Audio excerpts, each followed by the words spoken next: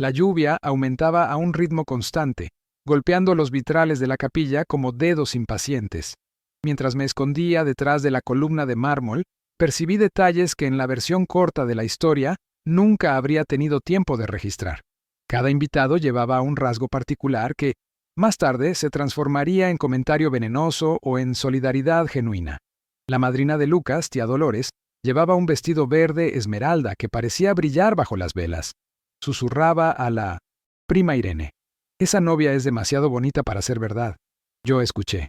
Yo lo guardé en mi memoria.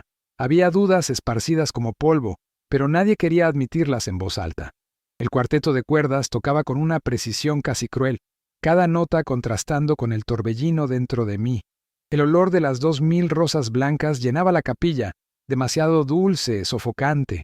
Como ironía, yo misma había firmado el cheque que pagó por aquellas flores, testigos inocentes de un golpe que casi destruyó a mi familia. Cuando envié el mensaje a Damián, me temblaban las manos, pero no mi decisión. Y cuando él entró por la puerta con la carpeta de pruebas, el tiempo pareció doblarse. El silencio después de sus primeras palabras fue tan denso que juro que oí el chasquido de una vela apagándose. Los invitados comenzaron a murmurar en oleadas: «¿Quién es ese hombre? ¿Qué está pasando? ¿Será parte de la ceremonia?». Algunos incluso se rieron, creyendo que era una escenificación romántica, hasta que la palabra estafadora cortó el aire como una cuchilla. Camila, vestida de novia, aún intentó sonreír. Vi claramente el intento de retomar el control, un alzar de cejas, una mano sobre el corazón, como si fuera la víctima de un malentendido, pero el temblor de sus manos delataba la verdad que el cuerpo ya no podía disimular. Lucas, pobre Lucas, miraba ora a ella, ora al hombre que la acusaba. Su corazón aún quería creer. Era visible, pero la razón empezaba a filtrarse como agua por la rendija de una puerta. Cuando los agentes de la Policía de Investigación de Querétaro entraron, la escena sobrepasó cualquier guión de telenovela. El ruido de las botas sobre el mármol, el abrir de las esposas, los flashes de los celulares de los invitados que lo grababan todo. Cada detalle era combustible para la tormenta que vendría después. Camila resistió. Gritó mi nombre, acusándome de ser la verdadera villana, y en ese instante todas las miradas recayeron sobre mí. Yo, que había planeado permanecer oculta hasta el último segundo, ahora me convertía en parte de la escena. Enderecé mis perlas y dije en voz firme: «No arruiné tu boda, te expuse». Las palabras resonaron como sentencia antes incluso de la sentencia judicial. La banda de metales, sin entender qué hacer después de tocar una marcha nupcial que desembocó en esposas, comenzó a improvisar un blues tímido. El sonido reptó por el salón como un gato empapado, buscando un rincón seco. El maître, con el saco pegado a la espalda por la humedad de la cocina, intentó organizar a los camareros en fila, pero nadie obedecía órdenes aquella tarde. Los invitados, que pocas horas antes calculaban leyendas para fotos con copas en alto, ahora calculaban ángulos para grabar la historia. La lluvia aflojó, como si el cielo también quisiera escuchar. Yo, con las perlas de vuelta y el valor cansado, hice lo que las madres hacen desde siempre cuando el mundo decide caerse en medio de la sala. Arreglé el mantel y en una mesa, pedí agua para quien temblaba, ofrecí servilletas a quien lloraba sin saber por qué. La madrina Dolores, aún con su verde esmeralda reluciente, me sostuvo las manos. «Elena, yo no sé qué decir». «Di que el bar está abierto», respondí, «porque el humor es un salvavidas barato y eficiente». El bar estaba, de hecho, abierto. Y no era poca cosa: cócteles de autor, carta de destilados que parecía un mapamundi, vinos que el sumiller trataba por el nombre de pila. Descubrí más tarde que las etiquetas habían sido elegidas por Camila en una cata donde disertó con desenvoltura sobre añada, terruño y taninos. La impostura, concluí, exige estudio. Lucas, atado dentro de su propio smoking, circulaba como quien reaprende a caminar con zapatos que no conoce. Abrazaba gente, recibía palmadas en la espalda, escuchaba consejos que iban de lo místico a lo jurídico. En cierto momento, vi a un colega suyo de la Universidad Vega recibiendo mensajes en el celular a una velocidad indecente. «Me están preguntando si es verdad», dijo pálido cuando se cruzó conmigo. «La tía en Madrid lo está viendo ahora, en un directo del primo». El mundo se volvió pasillo de condominio. En la esquina, el cuarteto de cuerdas había desistido de la partitura de boda y atacaba Blue in Green con una melancolía que no pedía permiso para entrar. El fotógrafo, profesional hasta el último clic, cambió el objetivo, del 85 mm romántico al 35 mm periodístico. El videógrafo solo confirmó con el pulgar que estaba grabando todo, doña Elena, absolutamente todo. La coordinadora de eventos, señora Lara, me encontró cerca del aparador de los postres, ese lugar donde la felicidad suele posarse primero, y aquel día tenía miedo de bajar. Señora Elena, discúlpeme. Yo nunca pasé por algo así. Ni yo. Sonreí cansada. Y mire que creí haberlo visto todo cuando, en el velorio de Augusto, la tía Clarita apareció de rojo cereza. La señora Lara rió con el susto de quien no sabía que reír era posible. Luego, respiró hondo y entró en modo profesional. Necesito alinear con usted el tema de los saldos. Saldrán de la cuenta de quien resulte culpable, respondí. Y por hoy, saldrán del bloqueo judicial que la Fiscalía se encargará de hacer. La firmeza de mi voz me sorprendió. Hablo con el gerente del banco mañana temprano y con la Fiscalía hoy mismo. Nadie aquí saldrá perjudicado por culpa de una estafadora con velo. Asintió, agradecida como quien recibe una manta. ¿Alguien detrás de nosotras? Comentó. Estafadora de alta costura. Miré. Era la florista, Ana Beltrán, con las manos aún oliendo a tallo recién cortado. La belleza trabajada por horas empezaba a marchitar en los arreglos más cercanos a las puertas, donde el viento frío entraba con las selfies. Las rosas, dijo casi para sí, hasta la mentira sabe elegir flores. Y nosotras elegimos acabar con ella, respondí. Damián apareció de nuevo, sin carpeta esta vez, con un vaso de agua y la barba más desordenada que antes. Guardó silencio a mi lado por unos segundos, como si pidiera autorización invisible para compartir el aire. Yo lo permití. Bebió el agua como quien bebe disculpas. Va a haber proceso, dijo al fin. Va a haber justicia. Corregí, porque aprendí la diferencia cuando Augusto murió y la aseguradora quiso enseñarme a sumar perjuicios. Hablo con quien sea necesario, insistió Damián, y había en ello una capa más. No solo el deseo de clavar a Camila, sino la voluntad de desenterrarse a sí mismo. Al otro lado del salón, Renata Mendieta, que no se toma descanso ni cuando el descanso se disfraza de fiesta, conversaba con dos agentes que reconocí de la capilla, los mismos que leyeron los derechos de Camila entre cintas de seda y candelabros. Renata mantenía la carpeta junto al cuerpo como quien guarda un corazón bajo el brazo. «Todo listo», dijo cuando pasó a mi lado. «Camila está siendo trasladada a San José el Alto. Audiencia de custodia mañana temprano. ¿Quiere ir?» «Quiero», respondí antes de pensar. «Quiero que me vea de nuevo. Entonces descanse. La guerra es larga y hoy fue solo la primera batalla». Sonreí, no de alegría sino de reconocimiento. Las guerras no se ganan en altares. Los altares solo encienden las luces. A las 9 de la noche, la mitad de los invitados se había ido. La otra mitad decidió quedarse para no desperdiciar el buffet, y no encontré argumentos contra la filosofía del aprovechamiento. Lucas, exhausto de ser el epicentro de la curiosidad pública, se sentó a mi lado con un plato de pasta que parecía una isla en mar de salsa. «¿Comes?», pregunté. «Mastico», respondió. «Tragar queda para el lunes. El lunes aprendemos juntos», suspiró. Miró a la banda, que ahora se arriesgaba con bossa nova sin culpa.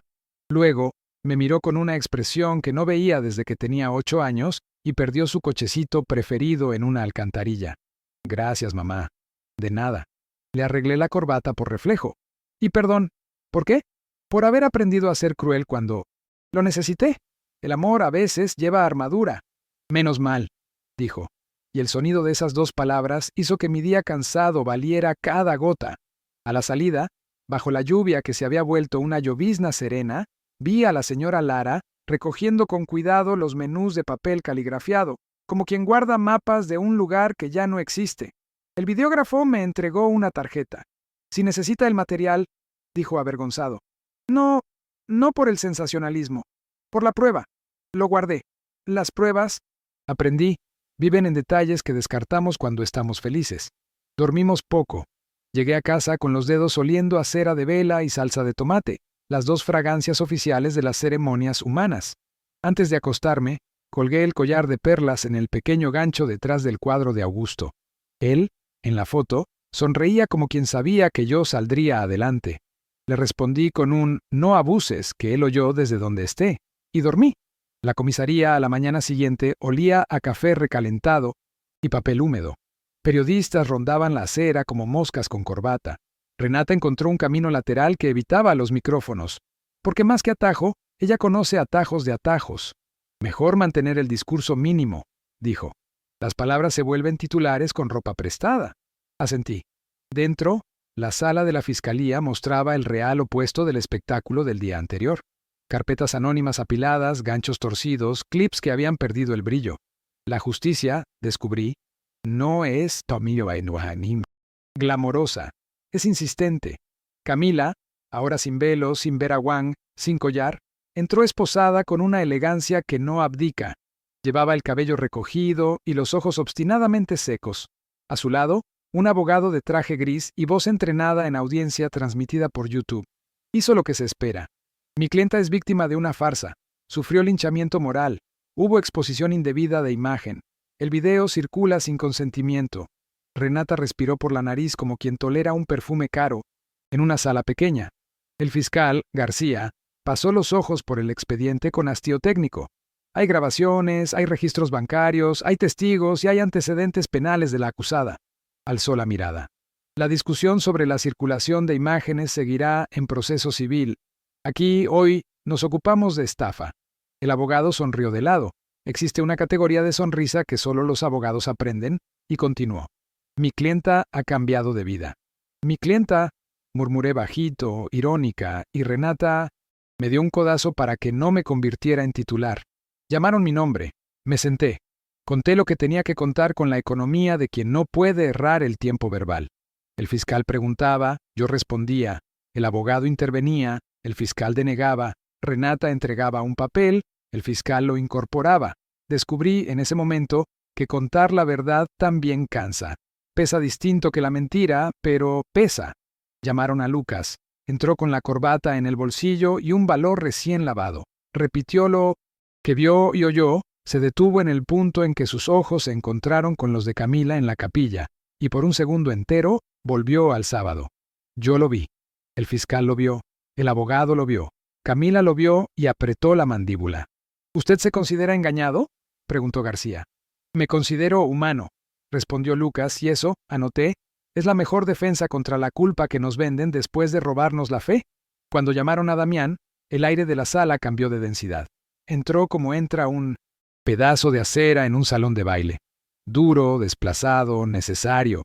Contó su historia sin adornos, un tapiz de pequeños delitos y grandes arrepentimientos cosido con el hilo de la obsesión por Camila. La busqué durante 2 años, dijo, y las manos traicionaron un temblor que la voz no tenía. Hoy devuelvo parte de lo que le quité al mundo. Usted participó en estafas con la acusada. El abogado hurgó, depredador viejo oliendo sangre. Usted es cómplice, no salvador. Soy ambos, respondió Damián, seco. Y ambos comparecen aquí. Me miró por un instante, como quien entrega un secreto que no quiere sostener. Yo lo sostuve de vuelta. En el pasillo, durante un intervalo de todo, encontré a 3 mujeres sentadas en sillas de plástico que insistían en crujir por nada. Una de ellas, Aurora, tenía las uñas roídas hasta la carne y una mirada de quien hizo las cuentas y descubrió que el amor da pérdidas cuando le quitas la mentira. Otra, Marta, apretaba una carpeta azul con documentos. La tercera, Nadia, sostenía un rosario. ¿Ustedes? Comencé y no necesité terminar. Somos otras, dijo Aurora, y la palabra cortó el aire en porciones iguales. La del hotel en Acapulco, la de la iglesia en Guadalajara, la de la hipoteca en Tijuana. Me senté a su lado. No para consolar. No se consuela a quien aún aprende el nombre de su propia pérdida, sino para que no estuviéramos solas. Descubrimos, en media hora de silencio y fragmentos, que la belleza de los golpes es repetitiva. El guión es Kane. Perfecto, porque es igual. En la audiencia de custodia, el juez confirmó la prisión preventiva. El abogado de Camila protestó, citó precedentes, intentó vestir a su clienta de primaria y arrepentida.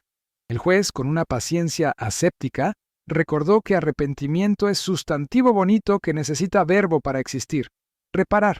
Sin reparación de daños, el arrepentimiento es solo literatura, dijo, y por un segundo el hierro de las esposas brilló parecido a una perla. Camila salió de la sala sin mirar atrás. Yo la seguí con la mirada hasta la puerta por donde desapareció, pero no encontré ninguna respuesta escondida en la madera. A veces, no hay camino dentro de las personas, solo hay laberinto. De regreso a casa, compré pan en la tienda de la esquina y una rosa amarilla en el puesto de Doña Tere. Puse la rosa dentro de un vaso de mermelada, de esos de vidrio con oso estampado, en el centro de la mesa. Parecía tonta ahí la rosa y lo era. La belleza, en días así, necesita el valor del ridículo. Lucas llegó más tarde con sushi y cara de quien recorrió 3 continentes sin salir de la ciudad. La fiscalía va a accionar al banco, dijo, mientras ordenaba los palillos. El gerente, Rafael, ya separó los extractos. Yo dije que sería útil para algo más que venderme CDB con nombre bonito. Respondí, guardando mentalmente una pequeña gratitud para usar cuando el mundo se pusiera ácido de nuevo. Comimos. Vimos una comedia romántica mala hasta el final, para recordar que la ficción existe y que no toda mentira es malintencionada. Después, lavé los platos escuchando el ruido de los cubiertos, encontrando los bordes como quien oye la lluvia en las tejas. Antes de dormir, escribí 3 líneas en un cuaderno que mantuve en secreto toda la vida. Día 1, voz altar. Aprendí que la verdad también exige escenificación, y que escenificar la verdad duele menos que vivir la mentira. Cerré el cuaderno, apagué la luz, soñé con cintas de seda y esposas que se convertían en cadenas de oro y, después de nuevo, en cintas. Los meses siguientes fueron de idas y venidas al juzgado, declaraciones, incorporación de documentos, peticiones que empezaban con vistos y terminaban con notifíquese. La prensa, adicta a los comienzos explosivos, intentó arrancarme frases de efecto en la acera. Renata, siempre 2 pasos adelante, providenció una orientación clara. Frase corta, verbo simple, sin adjetivo. Practiqué frente al espejo. Confío en la justicia. Era suficiente. La fiscalía consolidó el caso con 3 frentes: fraude, falsedad ideológica y asociación delictuosa. Damián, en colaboración premiada, entregó guiones, valores, radios usados en los abordajes, la lista de cuentas naranjas que circulaban como agua en fuente. El abogado de Camila trabajaba como ajedrecista. Movía piezas para trazar, pedía peritajes sobre lo obvio, simulaba escándalo por culpa de comas. El juez, un hombre delgado de mirada translúcida, negaba lo que tenía que negar y concedía lo que la ley mandaba conceder. El debate justo también cansa, sobre todo a quien asiste. En el primer día de instrucción, Camila entró con el pelo suelto. El gesto no era estético, era estratégico. Soltar el cabello es una manera ancestral de decir «soy humana», así como vestir de blanco es una manera moderna de decir «soy inocente». Percibí todas las capas y me vi, en un reflejo súbito, admirando su inteligencia mientras detestaba su uso. La inteligencia es un cuchillo, cocina sopa o desgarra piel, depende de quién lo empuña. Señora Elena Duarte, llamó el juez. Hablé, y cuando terminé, la defensa solicitó que Camila hiciera preguntas directamente, a fin de esclarecer hechos. El juez me miró, luego a ella. Preguntas objetivas, sin comentarios, determinó. Camila se acercó 2 pasos. Sentí el perfume que reconocí de la cena en casa de Lucas. Gardenia con un fondo casi imperceptible de alcohol, cosa de quien se rocía demasiado, por ansiedad o por manía de presencia. Fijó los ojos en los míos, pero la voz eligió la sala. Señora Elena, ¿por qué me odia? Renata apretó mi mano bajo la mesa. El juez hizo ademán de denegar. Yo levanté un dedo, pidiendo un segundo. No te odio, Camila, yo defendí a mi hijo, respondí, y percibí por la contracción mínima en sus cejas que le había sacado una carta de la mano sin tocarla. ¿Y por qué quiso humillarme en la iglesia? Insistió, cambiando de idioma como quien cambia de armadura. Porque en privado él no habría creído, continué, y porque cientos de personas a las que ustedes engañarían algún día, sí lo creerían. No dije como hicieron antes, pero quedó dicho. El abogado pidió la palabra, indignado con discursos morales. El juez anotó algo que podía ser un poema o un recordatorio de comprar pan, y prosiguió. Próximo testigo. Aurora entró con su carpeta modesta y un labial que seguro compró en la farmacia de la esquina antes de subir. Contó del marido muerto, del dinero del seguro que se volvió préstamo para la quimioterapia, de la novia del hijo, de promesas que se disolvieron como sal en agua tibia. Al final, sacó del sobre una foto de ella con Camila en una iglesia de barrio. la estafadora con pañuelo en la cabeza y una sonrisa de monja. La sala entera respiró por la nariz. Marta y Nadia corroboraron el patrón, una sinfonía de pequeñas variaciones. Ora un reloj, ora un préstamo, ora un ajuar de boda que se evaporó como si nunca hubiera existido. El juez, a cada relato, parecía encogerse un centímetro, como quien nunca se quita de los hombros capas de un abrigo mojado. Entonces fue el turno de Damián. Trajo un pendrive. El técnico del tribunal, un chico con camiseta de banda bajo el saco, cosa que me dio esperanza instantánea en el futuro, proyectó en la pared lo que todos en la sala ya sabían, pero aún no habían visto de esa forma. Mapas de operaciones, fechas, una tabla con víctima, ciudad, valor, tiempo. La frialdad tabulada es un puñetazo que la narrativa no da. El abogado intentó descalificar. Usted cooperó por venganza y por conciencia, devolvió Damián. Las dos cosas caben en el mismo bolsillo. Camila, hasta entonces una escultura con ojos, eligió hablar. El abogado dudó, pero ella lo miró con un «confía en mí» tallado en los dientes. Yo... empezó, y tardó 3 segundos enteros en encontrar el pronombre siguiente. Yo no sabía que ya no sabía quién era. La sala inclinó la cabeza, mitad con pena, mitad con alergia a trucos de lenguaje. Ella prosiguió. Mi infancia fue... El juez interrumpió con una firmeza que me hizo querer aplaudir. La infancia de la acusada, buena o mala, no es materia de absolución. ¿En qué contribuye al tipo penal? El derecho, a veces, es la poesía más seca que existe. Ella intentó una última acrobacia. Yo me enamoré de Lucas. Esa frase quedó suspendida como gota en hoja de platanera. Miré a Lucas. Él no desvió la mirada. El juez anotó otra cosa. El abogado retrocedió un poco la silla, como si se apartara del incendio que él mismo ayudó a encender. Amar no es licencia, dijo el fiscal García calmado. Es agravante cuando se usa para lesionar. En el receso, en el pasillo, la señora Lara apareció con una botella de agua y 2 barritas de cereal, como si un salón de fiestas entero cupiera en el bolsillo de su chaqueta. Me dio una, empujó la otra a Lucas. Dijo, cerré las cuentas con la fiscalía, salió bien, nadie quedó en perjuicio.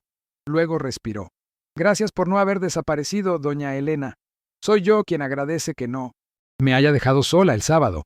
Respondí, y nos abrazamos con la timidez de quienes se reconocen mucho y se conocieron poco. Volví a casa ese día con una sensación difícil de nombrar. No era victoria. La victoria pide apoteosis. Era continuación. Y en la continuación, las lombrices de la duda volvieron. ¿Qué había ganado?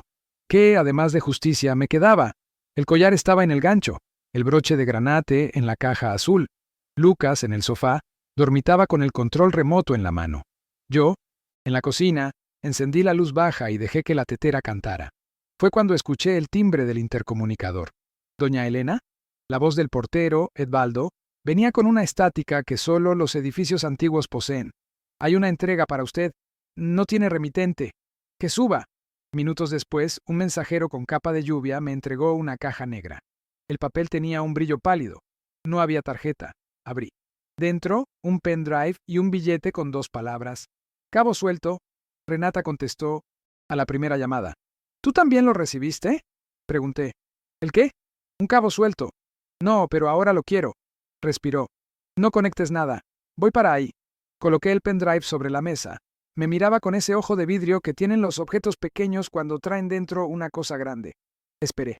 En 15 minutos Renata tocó a la puerta con su blazer de domingo y un hambre de respuestas que combinaba con la mía. Conectamos el pendrive en el notebook del salón que chisporrotea antes de mí no minsim. Obedecer. Por eso me gusta, porque me recuerda a la gente. Había 3 archivos. El primero, un audio con ruido de restaurante y voces de fondo. El segundo, una hoja de cálculo con fechas y CNPJs de empresas fantasma que no estaban en el proceso.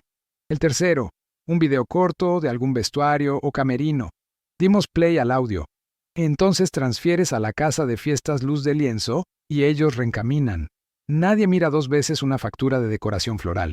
Es todo igual. La diferencia está en el quién y no en el qué. La voz no era de Camila, no era de Damián, no era de nadie de nuestro círculo. Era de un hombre, voz densa, pausada, de quien está por encima. Renata y yo nos miramos. Hay gente más grande en este circuito, dijo, masticando gravedad. Abrimos la hoja. Había valores que superaban con creces los que conocíamos, distribuidos en ciudades que no habían entrado en nuestro radar. El golpe, descubrimos, no era solo emocional, era logístico, empresarial, una colmena con abejas, invisibles. Abrimos el video. Una sala de paredes beige, un letrero torcido que decía empleados. La cámara parecía colocada dentro de un armario entreabierto. Entraron 2 personas. Un hombre de traje claro, cabello con gel, una mujer de vestido sencillo y gafete. Él hablaba bajo. La boda del sábado, ya la resolví. La madre del novio cree que arregló todo. Sonrió de lado. El problema es que ella tiró de un hilo. Y va a destejer la cosa si la dejamos. El estómago se me volvió agua de pozo. ¿Quién es?, susurré. Renata puso pausa. Amplió la imagen del rostro del hombre, miró, vio, apretó los labios. García, dijo. ¿El fiscal? El primo del fiscal. Corrigió, y su voz fue ahora un instrumento de cuerda que alguien afinaba con fuerza. Dueño de media docena de salones de fiesta por fuera, testaferro de gente grande por dentro, y el mismo apellido hace tropezar a cualquier alma distraída. El video continuó. El hombre del traje claro se pasó la mano por el cabello como quien arregla la reputación y remató. Cambiamos de plaza un tiempo, y hacemos que esa señora parezca loca. Nada más fácil que desautorizar a una madre que habla demasiado. Renata cerró el notebook con una delicadeza homicida. Ahora tenemos la reviravolta que querías mantener, dijo, mirándome como quien entrega una espada. Me senté. El mundo, que ya había girado unas cuantas veces en los últimos meses, parecía listo para otra vuelta. Afuera, la llovizna había parado. La ciudad respiraba con la calma de las tardes de domingo. Dentro, las piezas cambiaban de tablero. El altar había sido apenas el primer escenario. Habría otros. ¿Qué hacemos?, pregunté. Renata sonrió con una pizca de cansancio que cabe en los héroes de verdad. Lo de siempre, Elena, juntar las pruebas, proteger a quien necesita ser protegido y hablar en el momento justo. Levantó el notebook como quien alza un estandarte. Y recuerda que no luchas solo por Lucas. Luchas por todas las madres que un día fueron llamadas locas para que los listos durmieran en paz. Asentí. En el tendedero del lavadero, las toallas goteaban con un ritmo suave. La tetera hirvió y apagué el fuego.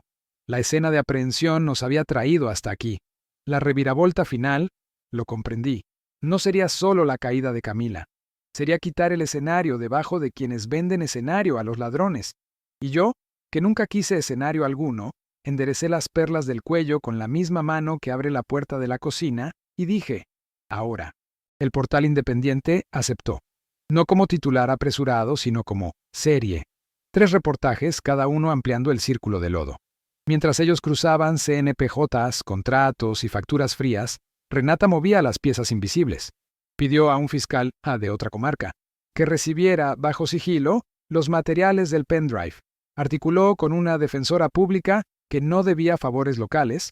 Activó a un auditor tributario jubilado, Salomón Rueda, especialista en rastros contables de flores, que nunca existieron. La guerra no se gana sin flanco contable, dijo, esparciendo notas sobre mi mesa. Los bandidos tienen alergia a la hoja de cálculo cuando no la rellenan ellos. Yo, que siempre organicé la vida en sobres, me volví secretaria de pruebas.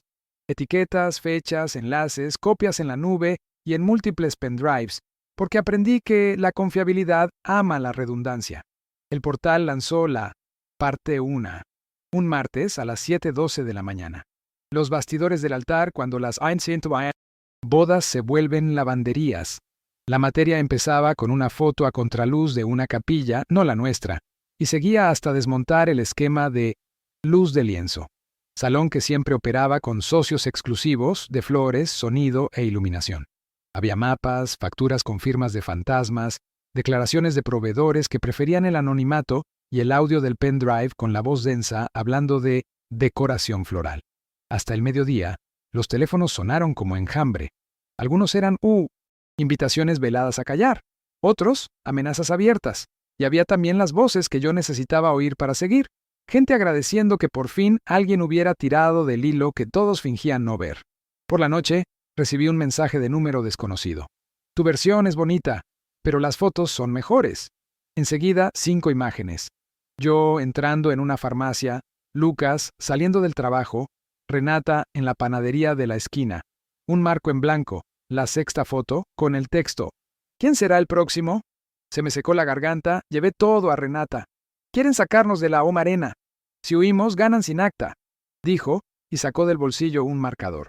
Elena, mañana vienes conmigo al Ministerio Público, estatal, no al local, y harás lo que toda madre aprendió a lo largo de los siglos, transformar miedo en lista. Me reí. No de humor, sino de obediencia. Al día siguiente, la parte 2 del portal expuso la red en Guadalajara y Monterrey. CNPJs, hijos de otros. CNPJs, facturas que se replicaban con fechas cambiadas, el nombre del testaferro, repitiéndose en 3 ciudades en semanas alternadas. Al final del reportaje, la frase que los periodistas adoran porque es real y conveniente. Consultados, los citados no respondieron. A partir de allí, ya no eran suposiciones de una suegra. Era periodismo, con enlace, recibo y sello. Esa misma tarde, un coche gris me siguió durante 5 cuadras. Me detuve frente al cuartel de la PM por impulso. El coche desapareció. Llegué a casa con las manos heladas, vi a Lucas y casi le pedí que durmiera allí, en el sofá, con traje y todo. No lo hice. Respiré y anoté la placa que alcancé a leer, en una servilleta. La parte 3. Salió el domingo, cuando al país le encanta informarse e indignarse entre el café y la siesta. Flores de nadie. El circuito nacional de la boda que no ocurrió. El texto ataba los cabos e incluía el video del vestuario, con franja en los rostros de la empleada y del hombre del traje claro. Las redes se dividieron como siempre. Una mitad lo volvió meme, la otra mitad combustible de denuncia. Era suficiente. Los memes arañan reputaciones, las denuncias las derriban. El lunes, recibí notificación para Asonja, una audiencia pública, en la Asamblea Estatal. Aclaración sobre prácticas abusivas y lavado en eventos sociales. Renata sonrió sin mostrar los dientes. Arena, Elena. Nos llamaron a la arena. Por ajá se baja. El micrófono y el hilo de la voz, la asamblea, estaba tomada por cámaras, caras pálidas y corbatas apretadas. Me senté junto a Renata y al auditor Salomón. En la primera fila reparé en el traje claro del el hombre del video. A su lado, 2 abogados y un asesor con tableta. Me miró de una manera que hace florecer rayos en tormentas. Yo le respondí con perlas. Llamaron mi nombre. Me levanté. El micrófono estaba frío, metálico, y recordé todos los micrófonos de mi vida. El de la escuela de Lucas el día de la madre, el del 7º día de Augusto, el de la graduación sin bromas. Todos tibios, íntimos, compasivos. Este era distinto. Este era una lupa sobre cualquier falla mía. Renata me dio un codazo. Frase corta, verbo simple, sin adjetivo. Soy Elena Duarte, empecé, y aún va. Defendí a mi hijo. Una diputada me preguntó si me arrepentía del espectáculo. No, no me arrepiento. La alternativa no era diálogo, era ruina. Un parlamentario quiso saber si no tenía demasiada rabia. Tengo la rabia suficiente para no enfermar, y el método suficiente para no cometer injusticias. Una periodista preguntó si soy feminista. Respondí que soy mi madre. Si eso es feminismo, acepto la etiqueta y la lucha. Llamar al auditor Paus Salomón fue un golpe maestro de Renata. Explicó con la paciencia del campo cómo 2 facturas iguales pueden ser la llave de una caja sin puerta, y dibujó flechas que unían luz de lienzo con otras 4 empresas del primo del fiscal, con la misma caligrafía en las rúbricas, la misma impresora en la sombra del escaneo. El hombre del traje claro pidió la palabra como ciudadano de bien, empresario honesto y padre de familia. La agenda del teatro ya estaba lista. Esta señora se aprovechó de un caso personal y, movida por resentimiento, inventó una conspiración que mancha reputaciones y destruye empleos, dijo sin ruborizar. Hay, sí, irregularidades en el sector, pero convertir el dolor en tribuna es abyecto. Abyecto. Repetí bajito, como quien prueba una palabra amarga en la boca. Renata pidió proyectar el video del vestuario, sin franja. El presidente de la mesa dudó. Salomón señaló. Artículo tal, párrafo tal. Interés público flagrante de delito continuado. Lo exhibieron. La imagen ocupó la pantalla. El murmullo se convirtió en una unidad sonora de asombro. El traje claro abrió los ojos 1 milímetro, lo suficiente para que yo supiera que se reconoció a sí mismo. Tiene la palabra el señor Clambershan Rafael García Sosa, anunció el presidente, diciendo nombre y apellido como si abriera una partida de nacimiento y no un sumario de culpa. Carraspeó. Intentó hablar de edición, de audio fuera de contexto, de persecución política. El público, que horas antes discutía el precio del billete de autobús, ahora discutía el precio de la boda de los otros. Miré el reloj. Eran las 15:12. A las 15:17, agentes del CONTAGIAF, Grupo de Investigación de Actos de Fraude, ingresaron con orden de registro en las direcciones exhibidas en el reportaje. Renata parpadeó como quien señala a un barco en mar nocturno. La arena, por algunos minutos, dejó de ser teatro y se volvió tribuna. La caída de una pieza no derriba el tablero, derriba el pudor. Los titulares del día siguiente mezclaban lo que me interesaba con lo que me hería. Suegra justiciera lidera denuncia. Mafia de las bodas tenía nexo con salones de fiesta. Red operaba en 3 estados. Y también Elena, heroína o histriónica. Acepté la mezcla como quien acepta que el mar trae concha y basura en la misma ola. Camila, en prisión, pidió acuerdo. Quería delatar a la red a cambio de reducción de pena. El fiscal García, el de buena estirpe, no el primo, aceptó escucharla. Yo no quería encontrarla. Llevaba semanas entrenando mi perdón como se entrena el estiramiento. Duele al principio, luego aprendemos a respirar. Pero Renata insistió. Tu rostro es el antídoto de lo que ella vendió. Al verte, sabe que la casa cayó. Fuimos. En la sala de entrevistas, cristal y grabación. Camila entró, con el cabello recogido de forma funcional, sin sofisticación. Un uniforme drapeado que no le favorecía a ningún cuerpo, menos al suyo, acostumbrado a cortes y caídas. Se sentó. Me miró, luego al fiscal, luego a la grabadora. Yo no inventé la red, dijo, antes de cualquier pregunta. Yo entré en ella. ¿Por qué?, preguntó el fiscal. Respiró. Y por primera vez vi un resto de muchacha en el rostro de mujer. Porque cuando no existes para nadie, el crimen es la primera familia que te invita a cenar. La frase era demasiado buena para no haber sido ensayada, y aún así tenía un eco de algo verdadero. Siguió, ahora filtrando nombres y esquemas con la precisión con que un maître describe un menú. Las bodas eran nuestros escenarios. La familia, el accesorio, el dinero, el objetivo. Pero había reglas: desaparecer antes de la luna de miel, nunca tomar tarjeta de crédito, a nombre, siempre un socio externo para lavar, jamás encariñarse. Y quebraste la última regla, dijo Damián, que veía desde la otra sala, como testigo de sí. Camila me miró. Vi odio y vi otra cosa que me revolvió el estómago. Vergüenza. El fiscal anotó. Renata ordenó los nombres como quien pone cubiertos en la mesa según el orden de los platos. ¿Puedes probarlo?, preguntó García.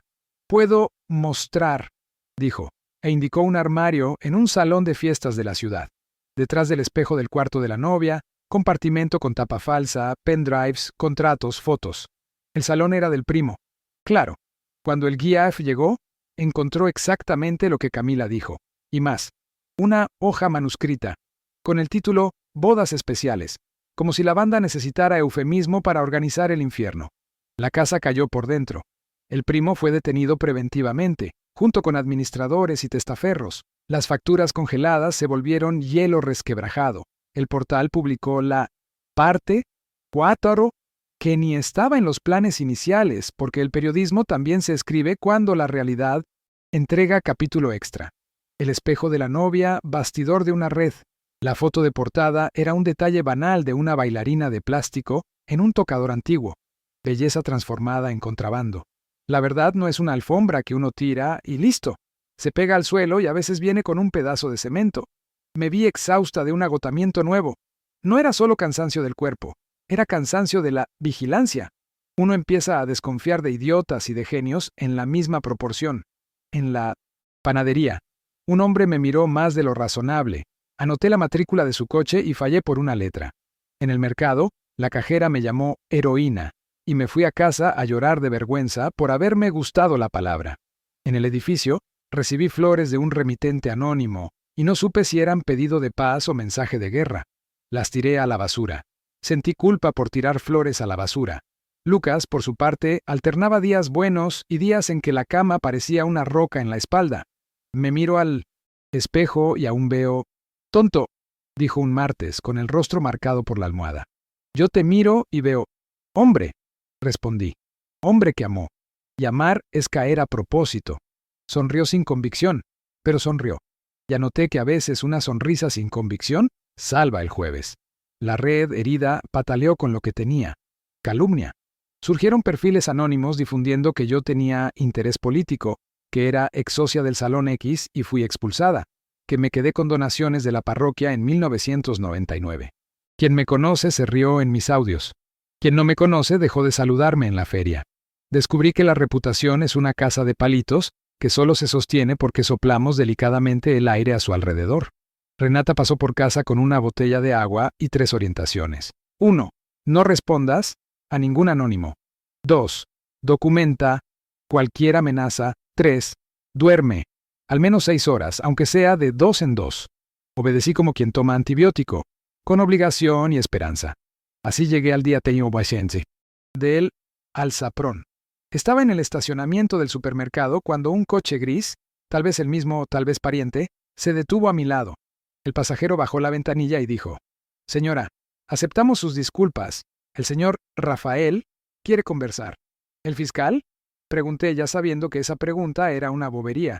El primo, corrigió, y sonrió con dientes demasiado iguales. Podía haber corrido, podía haber gritado, podía haber tomado una foto. En lugar de eso, respiré. El mundo dejó de moverse por medio segundo, mientras el aire entraba y salía de mis pulmones. Cuando volvió a moverse, dije: Conversemos. En la fiscalía. Traigan flores. Me gustan las son rosas amarillas. Subió el vidrio. El coche desapareció. Llamé a Renata. Temblaba de un modo que no es bonito describir. Hiciste lo correcto, dijo, y en ese correcto estaba la suavidad que necesitaba. Por la noche, Lucas trajo pizza de pepperoni, aunque yo prefiero margarita. Comimos en silencio, porque el chimi no me lo usan. Silencio a veces es una buena salsa. Después lavó los platos y yo vi su espalda en la pileta con una gratitud que dolía. Sam, bloque 9. La escena final. Antes del final. Otra boda, otro altar. La vida es tejedora terca. Repite patrones para ver si aprendemos. Un sábado de sol tras tantos sábados de lluvia, Renata llamó a la puerta con una noticia que parecía invento. Hoy hay boda en Tao, luz de lienzo, el mismo escenario del audio y el mismo guión. Novia sin familia, pagos en efectivo, proveedor exclusivo. ¿Irá la policía? Pregunté. ¿Sí va? Desaparecen. Renata frunció el ceño. Necesitamos, prueba viva. Sabía lo que pedía antes de que terminara la frase. ¿Quieres que vaya? Quiero que veas, corrigió. Porque sus palabras tienen dientes. Me puse un vestido azul marino, me prendí las perlas, me calcé unos zapatos cómodos, adjetivo que genera simpatía entre los ángeles, y fuimos. Entramos como invitadas equivocadas en salón correcto, con la confianza de los Tower perdidos. El guardia preguntó el nombre del novio. Renata dijo un nombre y un apellido que pescó en la agenda de un proveedor. El hombre miró la lista y asintió. Por dentro, el salón era una copia en papel vegetal de nuestra capilla, solo que con más luces, más runas modernas en neón y una pantalla que repetía drones del jardín minutos atrás. La novia, Isabela, tenía 20 y pocos, ojos demasiado arreglados para ser solo alegres y un padre que llegaría en cualquier minuto, desde hacía 2 horas. La misma mano, dijo Renata, como quien reconoce el trazo del pintor en un cuadro nuevo. Yo floté por el salón como fantasma de vestido azul. Oí una conversación suelta de proveedor con coordinadora. La familia del novio asume los saldos. Manda al número tal. Aquí no se pasa tarjeta, querida. Capté por el rabillo del ojo el traje claro, circulando por el entrepiso. La red todavía se movía, aunque golpeada. El marido del delito tiene muchos apellidos. Fue cuando lo vi. Ja, ja. Damián, en la barra, sin barba, con el pelo más corto, un blazer que no era suyo. Miraba todo como quien ve una casa antigua ser reformada con material robado. Está aquí, susurré. Renata enfocó. Él nos vio. No se movió. Esperó. Encontrarnos exigió el tiempo de un estribillo. ¿Vinieron a ver el bis? Preguntó sin ironía. Vinimos a evitar la repetición, respondí. La novia, Es otra Camila, con otro nombre, completó. ¿Crees que hay dinero hoy? Renata. Mucho. Unos 80,000, solo de flores y luces. Damián sonrió triste. Y la felicidad de ellos a plazos. ¿Puedes llevarnos hasta el cajón? Pidió Renata. Vaciló. Su mirada fue de mi rostro a mis perlas, como quien repasa un libro ya leído. Luego asintió. Por usted. La llevo. Y se dio vuelta. Pero rápido. Seguimos por una puerta de servicio. Pasillo con olor a grasa y música más amortiguada. Una escalera estrecha, otra puerta. Una oficina con paredes beige y una mesa de MDF brillando más de lo debido. En la esquina, un armario. Damián giró el zócalo a Écame. Un clic. Una tapa móvil. Detrás un espacio oscuro. Sobres. Pendrives. 2 cuadernos. Respiré demasiado fuerte. Renata, con guantes, claro que llevaba guantes en el bolso, llevarías hasta el futuro, si cupiera, empezó a fotografiar, catalogar o no tocar. Mientras documentaba, alguien abrió la puerta. ¿Qué están? El traje claro, Rafael García Sosa, con el rictus del hombre que encuentra la verdad desnuda en el pasillo. Miró a Damián. Traidor. Y me miró a mí. ¡Loca! Renata levantó el móvil con la cámara grabando. Denunciante. Y soltó el tipo de sonrisa que usa la ley cuando sabe lo que hace. La escena murió en 3 segundos que parecen 20 páginas. Él avanzando, Damián atravesando el cuerpo delante, yo diciendo ¡basta! Renata activando el manos libres y el técnico del portal diciendo del otro lado ¡estamos en directo! En directo. En directo. La palabra que multiplica culpas. Rafael reculó un paso. Lo suficiente para que la puerta se abriera detrás de él y entraran 3 agentes sin metáfora. Orden en la mano, esposa en el metal, el mismo silencio asombrado que oí en la capilla. Solo que aquella vez no temblé. Solo respiré, como quien termina una subida. Afuera, en el salón, sonó la marcha nupcial.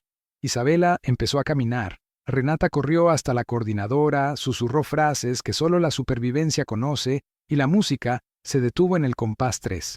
Una mujer con radio al oído corrió hasta la novia, que escuchó, palideció y se derrumbó en el regazo de una tía, que apareció de la nada como las tías en los terremotos.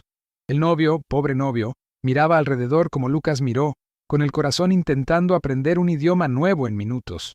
«Llegamos a tiempo», dijo Renata, y en el tiempo había una concha de alivio. Cuando la red pues se desmonta, no hace un único ruido. Crepita durante semanas. La prensa, ahora hambrienta de contexto, aprendió a pronunciar lavado vía floricultura. El Ministerio Público Estatal anunció una fuerza de tarea.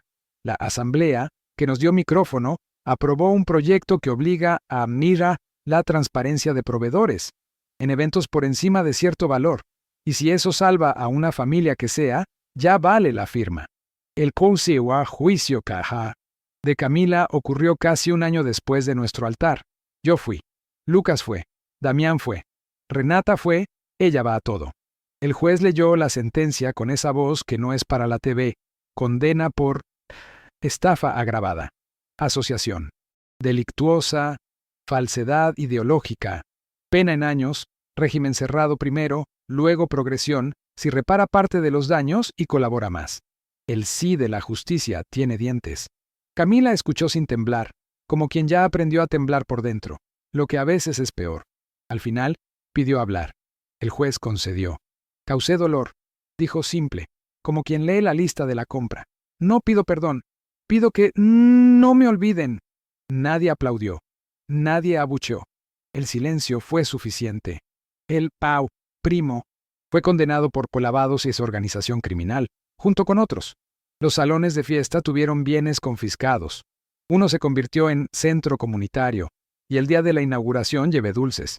La recepcionista sonrió y dijo, «Bienvenida, doña Elena», como si viviera en un barrio donde la gente se llama por su nombre. Casi lloré. Damián recibió pena menor por la colaboración, cumplió parte, hizo cursos. Un día, meses después, me envió un mensaje corto. «Voy a abrir una herrería. Si necesita una puerta más fuerte, yo sé hacerla». Respondí, «Prefiero ventanas, pero gracias». Él mandó un emoji que no entendí y acepté no entender. Eso también es madurez. Lucas, a su tiempo, ordenó la casa por dentro. Hizo terapia, yo la llamo conversación cara y eficiente. Un año y medio después conoció a Ana Luisa, profesora de piano con manos que hablaban antes que la boca. Me la presentó una tarde de pastel de maíz. Yo, con las perlas y el broche de granate, abrí la puerta y sentí una brisa que no era la del pasillo, era la del recomienzo. No le pregunté de dónde venía, quiénes eran sus padres, si tenía hermanos. Le pregunté si quería café. Quiso. A veces, la investigación más profunda es escuchar la risa de alguien por primera vez. «Mamá», dijo Lucas cuando Ana fue al baño y la casa oyó el sonido del agua. «¿Puedo ser feliz de nuevo?» «Puedes», respondí, y le tomé la mano con la delicadeza de quien la sostuvo toda la vida y descubrió que no hace falta soltar para dejar ir. Camila me escribió una carta desde la cárcel. Dudé antes de leerla, como quien duda antes de abrir una ventana en día de viento. Era una carta sin florituras, casi sin pronombres. Decía que recordaba el collar. Decía que las perlas parecían impares. Y me reí sola porque eran pares, claro, pero quizá estaba diciendo otra cosa, algo que solo ella entendía, que cada perla en un hilo es una soledad que se equilibra con otra. Al final, pidió que, si algún día contaba la historia, dijera que intentó amar, aunque su amor viniera con defecto de fábrica. No prometí nada sonosna a nadie, ni a ella ni a mí, pero escribí en mi cuaderno una línea. No todo amor salva, pero todo amor, cuando es verdadero, lo intenta. La sentencia se volvió jurisprudencia sobre estafas románticas con boda. El proyecto de la asamblea se volvió ley. Los salones ajustaron prácticas. Los portales, cansados, se fueron a cazar otro escándalo. ¿Y yo? Yo volví a la terraza, a la olla, a Mintos y los sobres, a la foto de Augusto. De vez en cuando doy una entrevista corta, frase simple, verbo mínimo. Confío en la justicia. Me gusta repetirlo. Es mi oración laica. Cuando se cumplieron 2 años de aquella tarde de lluvia y esposas, Lucas y Ana marcaron una cena especial. Dijeron que era sorpresa. Llegué puntual. Mis perlas no llegan tarde. La mesa tenía vela baja y una flor amarilla en un vaso de mermelada. Un gesto de humor que me alcanzó como cariño directo. Después del postre, Ana me entregó una cajita, dentro una cuna en miniatura, hecha de metal trabajado. Es nuestra manera de decir que queremos que usted se quede, dijo, con los ojos brillando de la manera correcta, ese brillo que no evalúa el precio de la joya, sino el empeño del afecto. El corazón, que ya había sido escenario de cataclismos, hizo una cosa estúpida y bella. Tropezó. ¿El nombre? Pregunté, ya sabiendo que me iba a encantar, porque amo todos los nombres de niños que todavía no nacen. Si es niña, Elena. Es precioso, sonrió Ana. Si es niño, Augusto. No lloré. Los ojos se desbordaron por cuenta propia. Mi cuerpo, de 69 años ahora, sostuvo 2 eras, la del dolor y la del perdón. Brindamos con agua. Ana no podía vino. Alcé el vaso y sin miedo a gafar nada dije, un brindis por la familia, por la que tenemos, por la que perdimos y por la que llega, y un brindis por no callar. Nunca más cuando el amor esté en juego. A la salida, en el pasillo del Loe Santosen restaurante, una mujer me detuvo. Tenía el rostro conocido de quien no sabemos de dónde conocemos. ¿Usted es la Elena de la historia? Asentí, ya lista para el elogio que cansa y reconforta ese. Felicidades por el coraje. Pero dijo otra cosa. Gracias por haberme dado palabras. Yo creía que estaba loca, y solo estaba en lo cierto. Volví a casa con las luces de la ciudad parpadeando como novia a la que bendecimos. Colgué el collar en el gancho. Miré el broche de granate.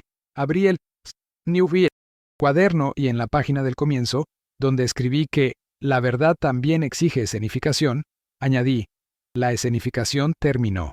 El escenario continúa. Y aprendí a sostener el micrófono. En la madrugada soñé con una capilla. No la mía, no la de luz de lienzo. Una capilla de paredes encaladas y bancos de madera. En el altar, en lugar de imágenes, un tendedero. De él colgaban palabras. Justicia, madre, prueba, silencio, ahora. El viento pasaba por ellas y hacía ruido de mar. Desperté con la certeza antigua y siempre nueva de quien perdió y ganó en la misma historia. A veces, las mejores bodas son las que no suceden, y los mejores finales son aquellos en los que continuamos.